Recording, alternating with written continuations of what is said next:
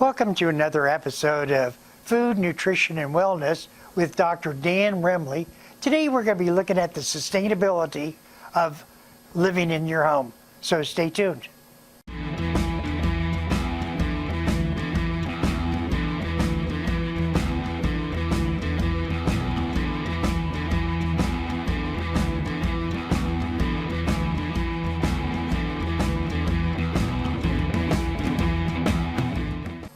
Welcome to another episode of Food, Nutrition, and Wellness with Dr. Dan Remley. He's a field specialist with the Ohio State University Extension Program, specifically in the Food, Nutrition, and Wellness program. Dan, it's always a pleasure talking with you. Thanks for having me. And we're going to be looking at the sustainability living in your home. What do you mean by that? Well, normally we talk about food. We're going to talk about we will talk about food today, but we'll talk about other ways that you can live and live more sustainably, meaning that just little things you can do around the house to cut back on your energy usage or your water consumption, different ways that you can avoid single-use plastics, for example, so they don't wind up in the landfills. What it's all about is living more efficiently. Huh. So you're not using as much electricity, not as much water, not producing as much waste. And this is good for our environment. It saves money on your electric bills, your water bills, all that type of stuff. And I know that the Ohio State University Extension team with the Food, Nutrition, and Wellness have been really working together and putting not only a virtual tour, but also different videos on different subjects. Yeah, we're just trying to help people become more aware of different practices, everyday practices that we can do that helps us live more sustainably. Huh. And so that's what our team has been working on. Now, a lot of the extension agents, educators that work in agriculture, they often work with farmers to help them, eliminate, like fertilizer and cut back on things that can pollute soil and grow crops or get more organically and that type of thing. So we do touch on that type of thing, but we were focusing more on consumer-based practices. So here you brought a sustainability at home virtual tour, and let's take a look at what we see. Sure.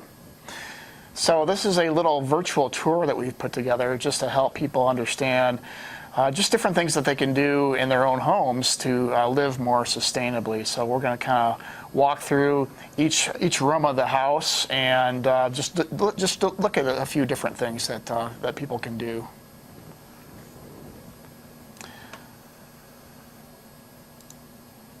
And so this is the garage. Now this is a little bit bigger picture of a garage than maybe yours and mine, but it's clean at least, right? So we can look at some different things.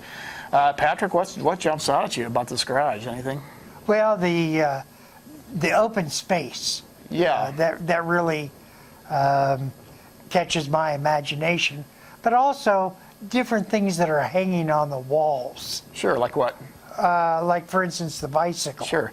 And why, a bike is a great thing to have at home, and especially if you can work in a few commutes to your work on the bike, that cuts back on emissions and helps with air pollution and that type of thing. So really, if you live in a situation where you can bike to work, that's great. Or encourage your kids to walk or bike to school as well, if that's safe, because that does help cut back on the air pollution and emissions and that type of thing too. Another thing that you'll notice about this garage is it is very clean. You don't see any oil leaks on the floor. So, with your cars, make sure that you maintain them well. That so that helps. You don't want to get any types of hazardous leaks like oil leaks or antifreeze leaks, that type of thing. That all runs into our streams and rivers and that type of thing. Gets into our water supplies. So we want to try to keep our cars in really good shape. And for things like you might see, you walk into my garage, you'll see things like pesticides and fungicides and chemicals and paint and leftover paint and things like that.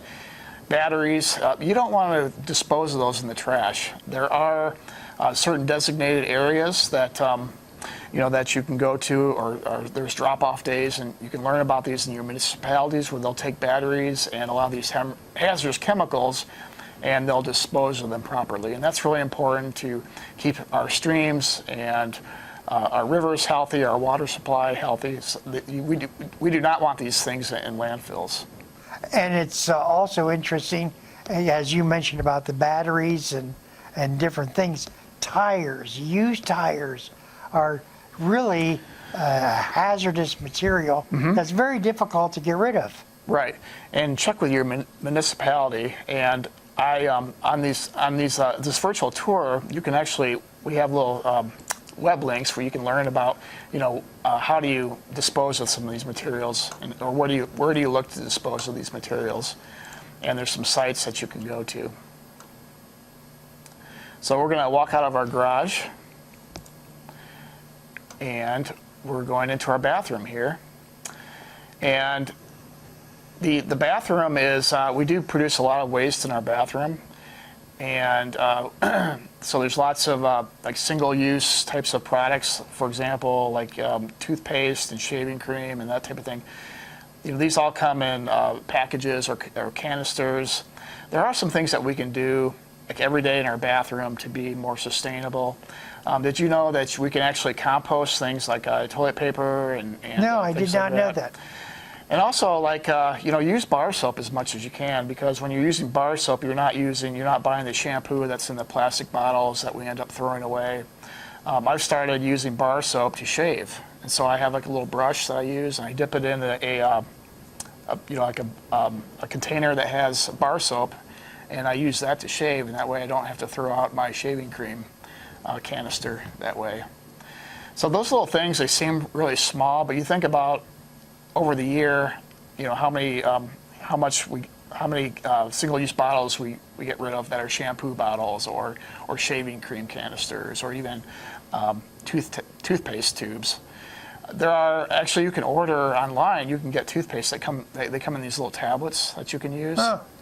And so you're not using up you're not throwing away the tubes of toothpaste. Because all these things, they all go in the landfill. And they all, they can pollute the environment. And so there's just little different things that they seem like really small things, but in the long run, they do add up. When it comes to the water usage, there are you want to make sure that, for example, if you're getting a new toilet, for example, toilets use a lot of energy. So there's some toilets are more energy efficient than others. And then little things like taking shorter showers. I tell my teens that you don't need to take 20-minute showers. You can take a 5-minute shower. Sure. And you're not going to use as much water. Things like when you're brushing your teeth, turn off the faucet. When you're in between. When you wet it, you wet your toothbrush, and turn off your faucet, and then you can rinse. But don't keep the faucet running. Those things really do add up when you keep that water running. Yeah, especially during some seasons in the summer where water is a premium. Yeah, some states out west especially really have a lot of water shortages, and so they actually have restrictions about how much water. Now, we don't have that problem in Ohio, but certainly any consumer would want to cut back on their electricity and their energy bill and that type of thing. Turning off lights. I used to be really bad about that, but now that as I've gotten older and taking care of those energy bills, really makes a lot of sense to turn off those lights.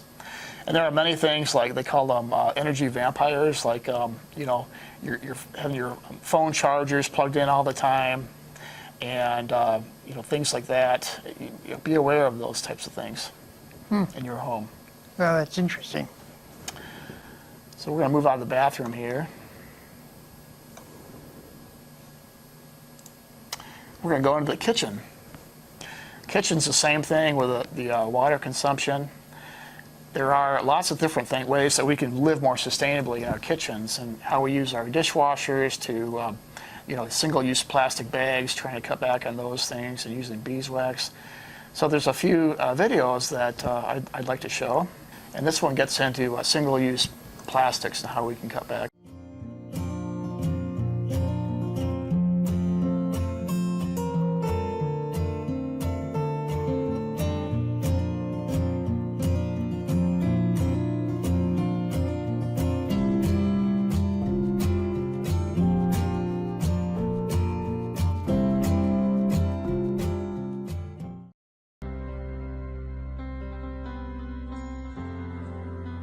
kitchen is a great place to begin to embrace sustainable practices.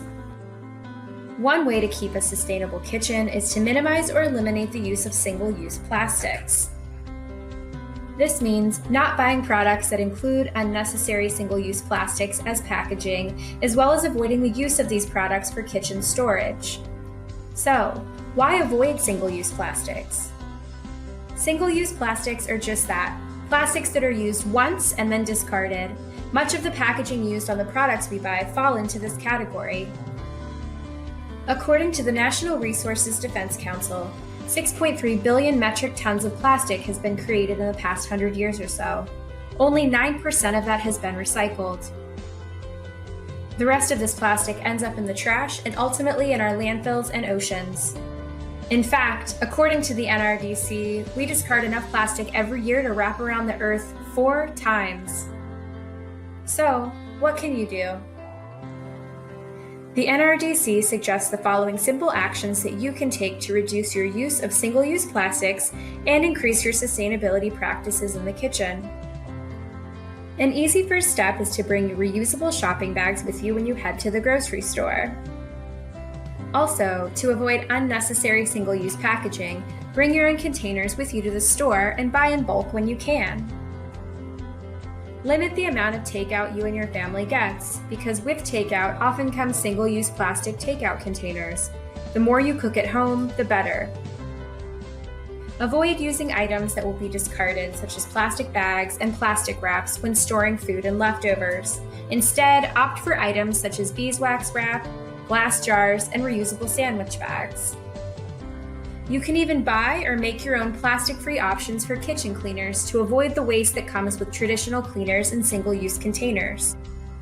By decreasing the amount of single-use plastics that you use in the kitchen, you're also decreasing the amount of waste that you create that will end up in a landfill or an ocean.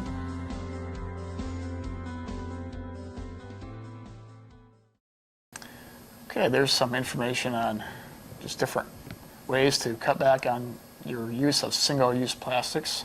You know, Dan, it is amazing how much plastic we do use in a normal, everyday living. Right. And again, it's really hard to eliminate all of it, but again, some of those small changes really do add up. And another thing that we can do as consumers is use reusable bags when we go to the grocery store. And a lot of people are well-intentioned and they want to do that, but then, like me, sometimes I just forget to bring the bags. And so what we've been trying to do is just leave some of those reusable bags in our car, and any grocery store you can walk in and use those bags, and that cuts back on getting those single-use plastic bags. It is. I have found that when we go grocery shopping at some of the larger places, they use a ton of plastic bags. Mm-hmm. And there's one store that we go to that does require you to bring in your own bags. And I know that plastic bags are very, very inexpensive as compared to paper bags, but many times we will ask for the paper bags than we will for the plastic, because they'll put 1 or 2 or 3 items in the plastic bag. Seems pretty inefficient. Yeah, very, very inefficient. Another thing with kitchens too is food waste, and most Americans waste about 40% of the food that they get. Yeah. And this is food waste is an issue because, for one thing, we do have a lot of people that are food insecure. 1 out of 5 people tends to be food insecure, so there's that issue. But also, a lot of that food ends up in the landfill. And what happens is that, it rots, it breaks down, it produces methane, which is, bad for the environment, it's bad for greenhouse gases and climate change. So one thing that we can do as consumers is really try to, buy what we need and really be in tune with really what we need. But also, use that freezer and, try to freeze those leftovers, use those leftovers. Don't eat out all the time. If you have leftovers, make sure you consume those leftovers, and that's another thing that can help prevent food waste. You had mentioned food insecure. What do you mean by that? Well, people that are hungry or people that don't have enough food. So, I see. You're better if you can donate it to a food bank or something like that. But be very mindful about food waste and do whatever you can. Either buy less or think about how you can make better use of your leftovers. It kind of gets into planning. But if you're buying less food, that's going to save you money on groceries as well. Yeah, that is true. And it's a lot easier said than done, because sometimes we buy packages that especially if you live with if you're a single person or you just live with another person, you're elderly, then it's really hard to cook for one or two. But check out our OSU Extension fact sheets. So we have some information to help consumers if you're living with just one person. And I know my parents they struggle with this issue. They live alone, so they end up wasting a lot of food, and it's hard. But there's simple things that we can do every day to try to cut back on that food. And composting is another way that we can eliminate some of our food waste, because we can use those food scraps and put them in the compost pile, use them on our gardens and when we plant trees and flowers and things like that. So here's another video that looks at our dishwashers.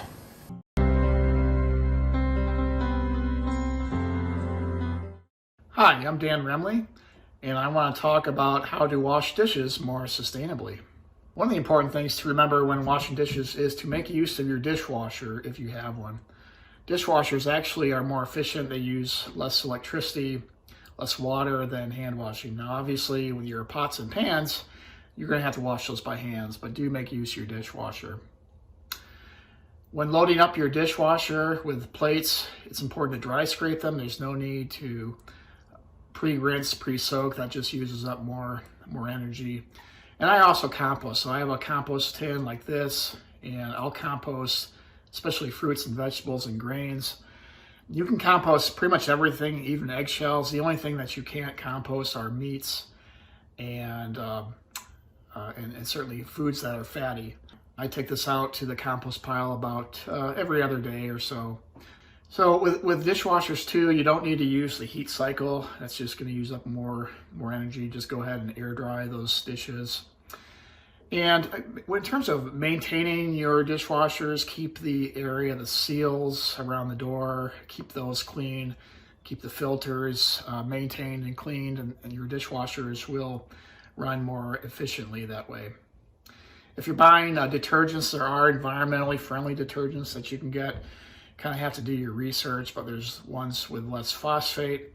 And it would encourage you to buy in bulk too. So buy those detergents, like powdered detergents, where you can buy in bulk, and that cuts down on packaging. So finally, if you're in the market for a dishwasher, look for the Energy Star appliances. Those are more efficient than the standard appliances. Okay, we're ready to move out of the kitchen. Sure. My wife and I try to compost as much as possible. And I noticed that you had a coffee can there where you put the scraps in. We do the same thing. Good. Yeah, sometimes they get a little, I put a lot of my coffee grounds in there too, which is, they get a little bit messy. Sometimes they attract ants. Make sure they're cleaned out. Sure. We can actually move to our backyards and learn a little bit more about composting. Okay. Hi, I'm Andrew Holden, and in this video I'm going to be sharing with you the sustainable practice of home composting. I like to compost for three main reasons. The first being it keeps my food scraps out of the landfill. The second is that I can use the compost to help improve the soil quality and the drainage in my garden, like right here behind me. And then third, it is a source of nutrients that I can use in my flower beds and in my garden so that I can use less chemical and manufactured fertilizers. One decision you will have to make when you decide to start composting is which kind of pile you would like to have. This pile is an example of a simple heap. There's no cost for this, as you are just piling up your compostable material in one spot, and it is easy to provide aeration and turn when needed. The disadvantage of this style is that it can attract animals, it can spread out and become messy, and it may be unsightly for some people. Next up, we have a closed bin system. This system allows you to keep the compost all in one spot. It looks a little neater than the simple heap style, and it can be low cost if you build it yourself. This one has the ability to take the front and the top off so that you can have easy access to provide aeration and turn the compost when needed. Finally, we have an example here of a turning drum bin. This can make compost a lot quicker than the other styles mentioned, but it is the most expensive, and depending on size, it may be too small for your usage. Once you select the bin that you would like to use, the next step is to start filling it up. We recommend a compost recipe of 3 parts brown material to 1 part green material. An example of green material is material high in nitrogen such as vegetable and fruit scraps, eggshells, and coffee grounds. An example of high carbon brown material is paper products, dry leaves in the fall, or sawdust. We also recommend that you don't add any household pet manure, meat, fish, dairy products, anything with oil or fat, or treated lumbers or plywoods. In my kitchen, I have a container that I use for my food scraps that I take out to the compost pile every couple days. I repurpose a yogurt container to hold my food scraps, but if you need more room, try using a coffee tin or an ice cream pail. Remember, meat and bones like these leftover chicken wing scraps should not be going in your compost bin. As you begin to build your pile, remember that the composting process takes water and oxygen. Make sure that your compost stays moist but not wet, and make sure that you turn your compost pile with a pitchfork or a shovel every month to make sure that it's getting the proper amount of oxygen. Your compost is completed when it is crumbly and dark brown and has the feel of potting soil. It is then ready to be used in your flower beds and gardens. Composting at home is a great sustainable practice because it keeps your food scraps out of the landfill and gives you an organic nutrient to use around your house. Another thing about the yard is that, there's no reason to rake your leaves. And, the dead leaves that break down, they enrich the soil with nutrients. So I remember my parents would always rake leaves and they'd burn the leaf pile, and, I used to jump in the leaves, but that's not recommended anymore, So if your grass is covered with a lot of leaves, it really makes it look messy. Yeah. But you're saying leave it there. Yeah, leave it there and let it break down. By the springtime, those leaves will be pretty much decomposed. Oh, that's interesting.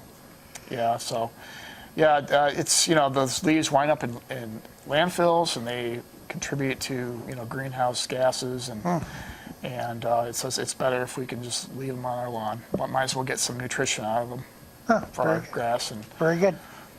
Now, this slide presentation that you have, is that available to anyone that?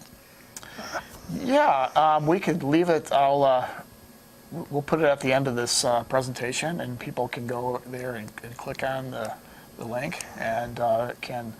And actually, we didn't go through these, but there's lots of little tips for each of these there's quizzes here, so you could use this if you're a teacher. You could use this for your students. Or if you you just want to learn about different types of things, there's other web resources that you can go to find out different practices for each area of your home. There's quizzes here that just kind of test your learning and that type of thing. So it's sort of like a self-guided tour, and it's an opportunity to learn about, become aware of different things that we can do in the house to live more sustainably.